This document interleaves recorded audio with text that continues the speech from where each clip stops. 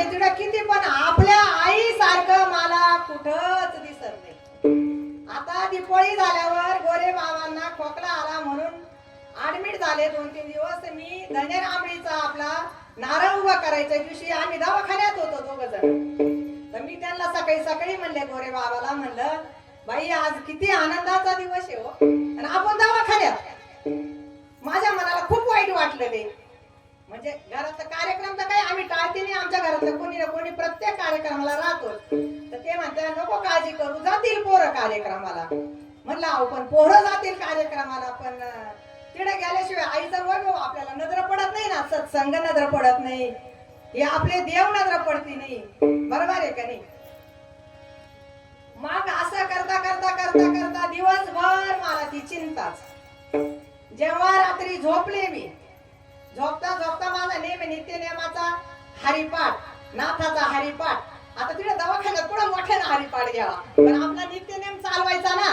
पहाटे उठून नरशिनी येते नाही तर मी बसल्या बसल्या माझा काकडा घ्यायची, काकडा झाला का लगेच हरिपाठ ते सगळं घ्यायची. काय सांगू माय बापसाचे नाव मशिनी बाई काही भूषण सांगती. इतकं आपल्या आईचं इतकं जेवढं हे करावा तेवढं थोडं आहे. वहिनीला नेमका अभंग तोच घेतला आहे, तर इतक्या उकळ्या पोटात आहे आपल्या शरीरामध्ये. इतकं असं मला घडलं तिडं बाबांचं, तिडं दवाखान्यात घडलं. म्हणजे काय सांगते बाई, जिडं आपला तिडं धनेरामीला शेषनारायण झोपेले ना, तिडं आपली आई झोपेले. आई म्हणते ये ना दर्शन घे ना, ये ना दर्शन घे ना. तिडं पाहते आई, परत कीर्तनात येते तिडं पाहते आई.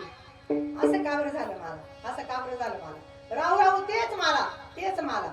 मग उठले मी, नर्सिंग आली त्यामुळे म्हणजे यांना काही हे द्यायला, तर मग मी तेवढंच मला लगेच उठले. मी त्याच्यातच होते, मी उठले. मग मी उठले, बाथरूम बिथरूम वरून जाऊन आले. मग लगेच यांना सांगितलं, म्हणलं अहो आज मला ना लय असं म्हणजे कस तरी हो राहिला बा. असं बाबांनी मला दृष्टांत दिला, म्हणलं 1 नाही 2 दृष्टांत दिले म्हणलं बाबांना.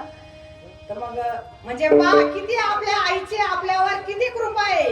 एकदा फक्त तुम्ही नामाचा जप करा, तुमच्या हृदयामध्ये आईला साठवा. साठवल्याच्या नंतर मग पहा ती क्रिया कशी होती कशी नाही. मग त्याच्यामध्ये अभ्यास केल्याच्या नंतर आता परत याला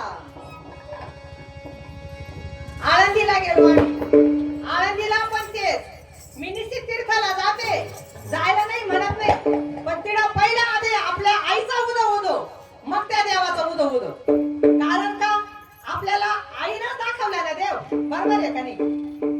आईनं नसं दाखवलं तर काय कळालं असतं आपल्याला हा देव कोणता काय कोणता. पण मी पुढे जाऊ, आधी पहिला